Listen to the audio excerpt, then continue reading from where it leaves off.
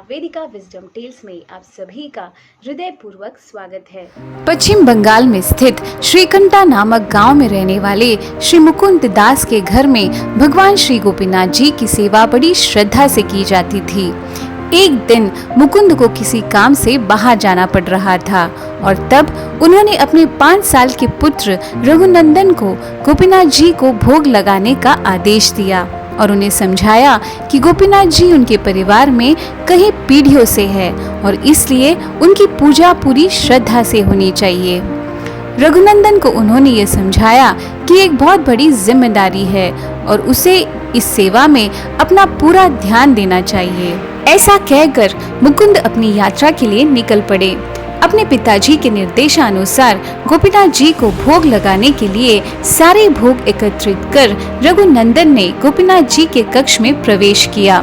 रघुनंदन ने गोपीनाथ जी को बड़े ही प्रेम पूर्वक भोग लगाया, परंतु जब उसने देखा कि गोपीनाथ जी उसके अर्पण किए हुए भोग को ग्रहण नहीं कर रहे तो उसे बहुत दुख हुआ और उसकी आंखों में अश्रु आ गए। उसने निष्कलंकता पूर्वक गोपीनाथ जी से वारंवार अनुरोध किया कि हे गोपीनाथ, कृपया मेरे चढ़ाए हुए भोग को स्वीकार करें, वरना मेरे पिताजी अत्यंत दुखी हो जाएंगे। कृपया खाइए गोपीनाथ जी, खाइए। रघुनंदन के इस सरल और निष्कपट अनुरोध से गोपीनाथ जी पूरी तरह से रघुनंदन के वश में हो गए और गोपीनाथ जी ने चुपचाप बिना कुछ बचाए सब कुछ ग्रहण कर लिया।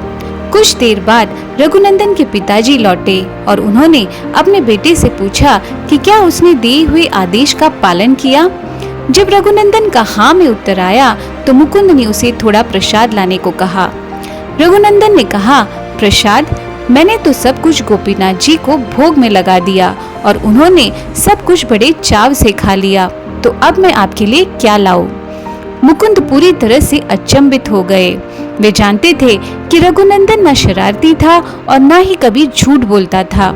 उन्हें ये नहीं समझ में आ रहा था कि आखिर प्रसाद गया कहाँ।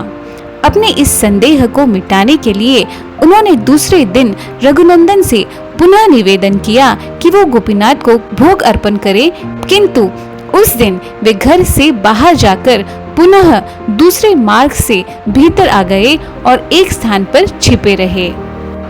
गोपीनाथ जी को पुनः भोग लगाने में रघुनंदन को बड़ी प्रसन्नता हुई और रघुनंदन ने पहले की भांति बहुत आग्रह पूर्वक गोपीनाथ जी को भोजन पाने के लिए राजी कर लिया। गोपीनाथ जी जैसे ही भोग में अर्पण किए हुए लड्डू खा रहे थे, उन्होंने देखा कि मुकुंद अपने छिपने के स्थान से बाहर झांक रहे हैं। मुकुंद को देखकर गोपीनाथ जी ने लड्डू को आधा रख दिया और पुनः विग्रह रूप में स्थिर हो गए। ये दृश्य देखकर मुकुंद असीम प्रेम में डूब गए और उनकी आंखों से आनंद के आंसुओं की धारा बहने लगी।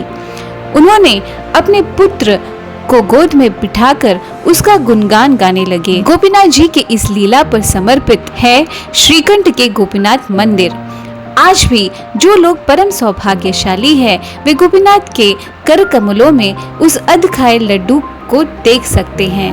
तो आज की कहानी से हम यह सीख पाते हैं कि रघुनंदन वेदों के विद्वान नहीं होते हुए भी अपनी निष्कलंक सेवा और सरल व्यवहार से भगवान को अभूतपूर्व तरीके से व्यवहार करने के लिए विवश कर देते हैं। बच्चों को बाल्यकाल से ही आध्यात्मिकता सिखाना और भगवान की भक्तिमय सेवा कराना अनिवार्य है, जिससे उनके भगवान के प्रति आस्था और भक्ति में वृद्धि होगी। तो आइए आज रघुनंदन ठाकुर जी के तिरोभाव दिवस पर हम उनसे प्रार्थना करें कि हमें भगवान के प्रति निष्कलंक प्रेम और सरल भक्ति करने के लिए हमें प्रेरित करें। तो उम्मीद है आज की कहानी आप सभी को पसंद आई होगी। इसी आशा के साथ विदा लेती हूँ। नमस्कार।